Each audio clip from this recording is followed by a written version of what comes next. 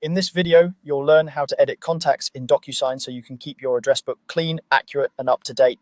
Keeping your contact details current makes sending documents much smoother and helps prevent errors like sending to the wrong email address or an old contact. Let's start from the main Docusign screen after you've logged in.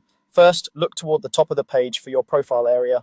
Depending on your layout, this might look like your initials, your avatar, or your name in the upper corner. Go ahead and click on your profile, and from the menu that appears, choose the option called My Preferences. This is where Docusign stores all of your personal settings, including your contact list.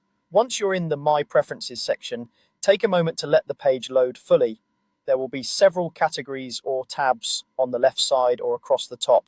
Find and select the one labeled Contacts. This is your central place for managing everyone you send documents to, clients, colleagues, vendors, or anyone whose information you've saved.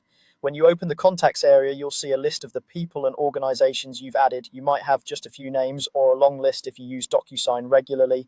Take a second to scan through the list and locate the contact you want to change. You can usually scroll, or if your account allows it, use a search field to quickly find the name or email address you're looking for. After you've found the right contact, click on it to select it.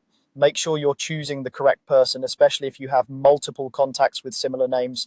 It's a good habit to double check the email address or any other unique detail shown next to the contact so you know you're editing the right entry. With the contact selected, look for an option or button labeled Edit. Click on Edit to open the contact details. This will usually bring up a form or a window where you can see all the existing information, things like the contact's name, email address, company, and possibly phone number or other fields, depending on what you've saved before. Now you can update the details as needed. Carefully change the fields that are out of date or incorrect. For example, you might fix a typo in the name, update an email address if someone has moved companies, or adjust a company name to match current branding. As you type, make sure there are no extra spaces or spelling errors, since these can cause issues when sending documents later. Once you've made your changes, review everything one more time. It only takes a few seconds to double check, and it can save you from having to come back and fix things later. When you're confident that the details are correct, look for the Save button and click it. This step is essential. If you navigate away without saving, your edits will be lost and the contact will remain unchanged. After you save, Docusign will return you to your contacts list with the updated information in place. From this point on, any new envelopes you send to that contact will use the revised details automatically.